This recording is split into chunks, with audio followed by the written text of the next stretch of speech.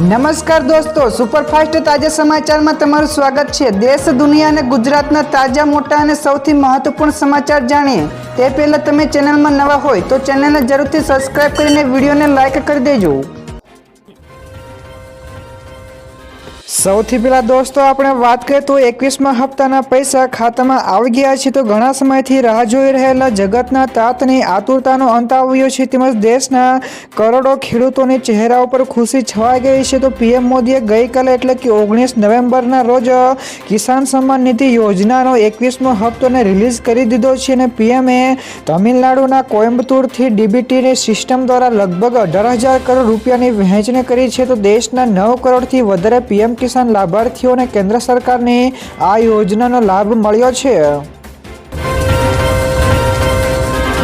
તો દોસ્તો બીજા સૌથી મોટા સમાચાર સામે આવ્યા છે। માર્ચ 2026 પહેલા જ ખેડૂતોને દિવસે મળશે 100% વીજળી। જ્યાં દોસ્તો ગુજરાતના મુખ્યમંત્રી ભૂપેન્દ્ર પટેલે પીએમ કિસાન સન્માન નિધિ કાર્યક્રમમાં મોટી જાહેરાત કરી છે અને તેમણે જણાવ્યું છે કે રાજ્યમાં હાલ 98% ખેડૂતોને દિવસે વીજળી પહોંચી રહી છે। તો માર્ચ 2026 સુધીમાં બાકીના 2%ની કામગીરી પૂર્ણ કરીને 100% ખેડૂતોને દિવસે 24 કલાક વીજળી પૂરી પાડવામાં આવશે। તો આથી ખેડૂતોને સિંચાઈમાં મોટી રાહત મળશે, તેમજ ખેતી વધારે સમૃદ્ધ બનશે।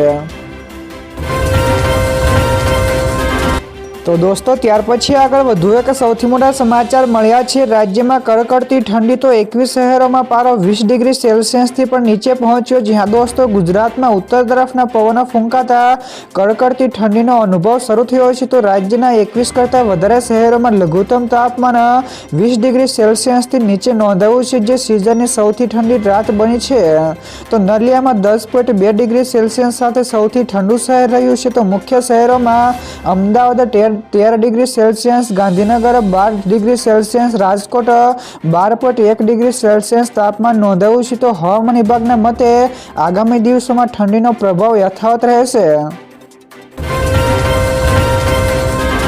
તો દોસ્તો બીજા સૌથી અગત્યના સમાચાર સામે આવ્યા છે। નીતિશ કુમાર આજે સવારે શપથ લેશે। જ્યાં દોસ્તો બિહારમાં રાજકીય ગતિવિધિ તેજ બની છે। તો જેડીયુના કાર્યકારી અધ્યક્ષ સંજય ઝાએ પણ જાહેરાત કરી છે કે નીતિશ કુમાર આજે એટલે કે ગુરુવારે 11:30 વાગે ગાંધી મેદાનમાં મુખ્યમંત્રી પદના શપથ લેશે। તો આ શપથ ગ્રહણ સમારોહમાં પ્રધાનમંત્રી નરેન્દ્ર મોદી પણ હાજર રહેશે। તો કેન્દ્રીય ગૃહમંત્રી અમિત શાહ પટના પહોંચશે। તો જેડીયુ તેમજ બીજેપી તેમજ એનડીએના ધારાસભ્ય સભ્ય દળની બેઠકો પણ મળશે, જેમાં એનડીએ નેતાની પસંદગી પણ કરવામાં આવશે। ત્યાર પછી દોસ્તો આગળ વધુ એક સૌથી અગત્યના સમાચાર, ખેડૂતો પાક નુકસાનીના ફોર્મ ભરવા માટે 100 રૂપિયા ચૂકવવા મજબૂર બન્યા। જ્યાં દોસ્તો પાક નુકસાનીની સહાય માટે ખેડૂતો ઓનલાઈન ફોર્મ ભરવામાં મુશ્કેલી અનુભવી રહ્યા છે। તો ખેડૂતોએ આક્ષેપ કર્યા છે કે ગ્રામ પંચાયતમાં વીસી ફોર્મ ભરવા માટે નિયમ વિરુદ્ધ ₹50 થી 100 રૂપિયા વસૂલી રહ્યા છે। તો સરકારે ફોર્મ દીઠ માત્ર ₹12 ચૂકવવાનું નક્કી કર્યું છે, પરંતુ વીસીનું કહેવું છે કે તેમને 4 વર્ષથી વીજ બિલ તેમજ કમિશન ચૂકવાયું નથી। તો કોંગ્રેસે પણ આક્ષેપ કર્યો છે કે સરકારના પાપે નિર્દોષ ખેડૂતો દંડાઈ રહ્યા છે। ત્યારબાદ દોસ્તો ફટાફટ આગળના બીજા સમાચારની વાત કરવામાં આવે તો ફુગ્ગો ફૂટશે અને એક પણ કંપની બચી નહીં શકે। જ્યાં દોસ્તો ગૂગલે ટેક્સાસમાં એઆઈ એટલે કે આર્ટિફિશિયલ ઇન્ટેલિજન્સમાં $40 બિલિયન રોકાણની જાહેરાત કરી હોવા છતાં સીઈઓ સુંદર પિચાઈએ ચેતવણી આપી છે કે તેમણે કહ્યું કે એઆઈ જે બતાવે છે તેના ઉપર આંધળો વિશ્વાસ ન કરવો, કારણ કે એઆઈ મોડેલ્સ ભૂલો કરી શકે છે। તો આ સિવાય પિચાઈએ કબૂલ્યું છે કે એઆઈમાં રોકાણનો ફુગ્ગો ફૂટશે ત્યારે ગૂગલ સહિત કોઈ પણ કંપની તેની વિપરીત અસરોથી સંપૂર્ણપણે સુરક્ષિત નહીં રહે। જો કે ગૂગલે પણ તેની ચિપ્સ અને રિસર્ચના કારણે વધુ સારી રીતે સામનો કરી શકશે। તો દોસ્તો બીજા સૌથી મહત્વપૂર્ણ સમાચાર સામે આવ્યા છે। ગુજરાતની મતદાર યાદીને લઈને ચોંકાવનારો ખુલાસો। જ્યાં દોસ્તો ગુજરાતમાં મતદાર યાદી ચકાસણી એટલે કે એસઆઈઆર દરમિયાન ચોંકાવનારો ખુલાસો થયો છે। તો રાજ્યની મતદાર યાદીમાં હજુ પણ 1.42 લાખ મૃતકોના નામ નોંધાયેલા છે। તો એસઆઈઆરના આંકડા અનુસાર સૌરાષ્ટ્ર વિસ્તારમાં સૌથી વધારે 30,794 મૃતક મતદારના નામ છે। તો મુખ્ય શહેરોમાં અમદાવાદ 27,324, વડોદરા વડોદરામાં 17,628 તેમજ રાજકોટમાં 9,312 મૃતકોના નામ સામેલ છે. તો મતદાર યાદી અપડેટ ન થવાના કારણે આવું થયું છે. તો દોસ્તો ત્યાર પછી આગળ વધુ એક સૌથી મહત્વપૂર્ણ સમાચાર. ગુજરાતમાં હવે 3 ખૂંખાર પ્રાણીઓના નિવાસસ્થાન છે. જ્યાં દોસ્તો પર્યાવરણ મંત્રી પ્રવીણ માળીએ કહ્યું છે કે ગુજરાતમાં ફરીથી વાઘનો વસવાટ શરૂ થયો છે. તો વન વિભાગે તેને કેમેરામાં ટ્રેપ પણ કર્યો છે. તો ખાસ કે ગુજરાત 3 ખૂંખાર પ્રાણીઓના વસવાટનું ઘર બન્યું છે. તો એમપીથી આવેલો વાઘ હવે રતનમહાલના જંગલોમાં પોતાનું નિવાસસ્થાન બનાવ્યું છે. તો વાઘના ભોજન માટે પ્રાકૃતિક વ્યવસ્થા પણ કરાઈ છે. તો વાઘની વસ્તી વધારવા વાઘ માટે માદા વાઘની પણ વ્યવસ્થા કરાશે. તો રાજ્યમાં અત્યાર સુધીમાં એક પણ વાઘ ન હતો. ત્યાર પછી દોસ્તો આ સિવાયના બીજા સમાચારની ઝડપથી વાત કરવામાં આવે તો ભારતમાં ઈ પાસપોર્ટ સિસ્ટમ સેવા શરૂ. જ્યાં દોસ્તો ભારત સરકારે પાસપોર્ટની સુરક્ષા વધારવા તેમજ પ્રક્રિયાને ઝડપી બનાવવા માટે દેશભરમાં ઈ પાસપોર્ટ સિસ્ટમ શરૂ કરી છે. તો વિદેશ મંત્રાલય અનુસાર નવા પાસપોર્ટમાં માઇક્રો ઇલેક્ટ્રોનિક ચિપ લાગશે, જે ઓળખની સુરક્ષા વધારશે તેમજ એરપોર્ટ ઉપરનો સમય પણ ઘટાડશે. તો જૂના પાસપોર્ટ માન્ય રહેશે, પરંતુ ઈ પાસપોર્ટ ફક્ત નવા બનાવનાર અથવા તો રિન્યુ કરાવનારને જ મળશે. તો દોસ્તો બીજા સૌથી મોટા સમાચાર સામે આવ્યા છે. સત્યા નડેલાના 3 દિવસનો ભારત પ્રવાસ. જ્યાં દોસ્તો માઇક્રોસોફ્ટના ચેરમેન અને સીઈઓ સત્ય નડેલા 10 ડિસેમ્બરથી ભારતની 3 દિવસીય મુલાકાતે આવી રહ્યા છે. તો તેઓ દિલ્હી, બેંગલુરુ તેમજ મુંબઈની મુલાકાત દરમિયાન પીએમ નરેન્દ્ર મોદી તેમજ આઈટી મંત્રી અશ્વિની વૈષ્ણવને મળવાની શક્યતા છે. તો આ મુલાકાત માઇક્રોસોફ્ટ દ્વારા ભારતના ઝડપી વિકસતા એઆઈ તેમજ ક્લાઉડ બજારમાં સ્થિતિ મજબૂત કરવાના પ્રયાસો એક ભાગ છે. તો દોસ્તો ત્યાર પછી આગળ વધુ એક સૌથી મોટા સમાચાર મળ્યા છે. દિલ્હી બ્લાસ્ટમાં પાકિસ્તાનનો હાથ છે. જ્યાં દોસ્તો દિલ્હી બ્લાસ્ટ કેસની તપાસમાં મોટો ખુલાસો થયો છે. જેમાં સુરક્ષા એજન્સીઓની પ્રારંભિક તપાસમાં ડાર્ક વેબ ઉપરથી મહત્વપૂર્ણ પુરાવા મળ્યા છે. જેમાંથી આ હુમલા પાછળ પાકિસ્તાનનો હાથ હોવાની આશંકા વધુ ઘેરી બની છે.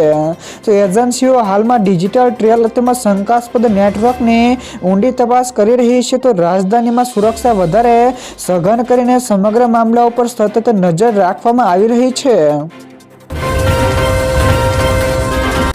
તો દોસ્તો બીજા સૌથી અગત્યના સમાચાર સામે આવ્યા છે. કોંગ્રેસે 43 નેતાઓને કારણદર્શક નોટિસ ફટકારી. જ્યાં દોસ્તો કોંગ્રેસ પાર્ટી શિસ્ત સમિતિએ 2025ની બિહાર વિધાનસભાની ચૂંટણી દરમિયાન પક્ષ વિરોધી પ્રવૃત્તિઓમાં સામેલ થવા બદલ ઘણા બધા નેતાઓને કારણદર્શક નોટિસ ફટકારી છે. તો ચૂંટણીના પ્રચાર દરમિયાન આ નેતાઓએ મીડિયા તેમજ અન્ય જાહેર મંચો પર પાર્ટીની સત્તાવાર લાઇનોથી ભટકતા નિવેદનો પણ આપ્યા છે.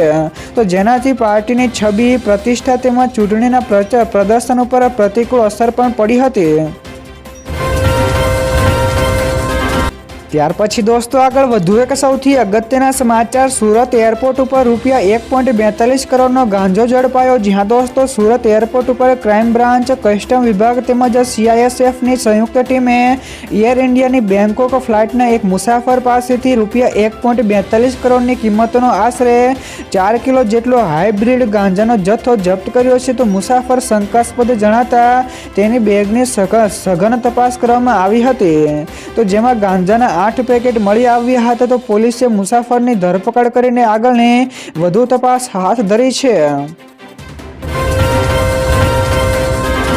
ત્યારબાદ દોસ્તો ફટાફટ આગળના બીજા સમાચારની વાત કરવામાં આવે તો બીએસએનએલને રૂપિયા 1,357 કરોડનું નુકસાન. જ્યાં દોસ્તો દેશની સૌથી મોટી ટેલિકોમ કંપની બીએસએનએલને નોંધપાત્ર નુકસાન થયું છે. તો અહેવાલો અનુસાર સપ્ટેમ્બરમાં પૂરા થયેલા ક્વાર્ટરમાં બીએસએનએલને રૂપિયા 1,357 કરોડનું નુકસાન થયું હતું. તો અગાઉ પણ બીએસએનએલને જૂનના ક્વાર્ટરમાં રૂપિયા 1,049 કરોડનું નુકસાન થયું હતું. તો આ આંકડો ગયા વર્ષના સમાન ક્વાર્ટર રૂપિયા 1,241 કરોડ કરતા નોંધપાત્ર રીતે વધારે છે.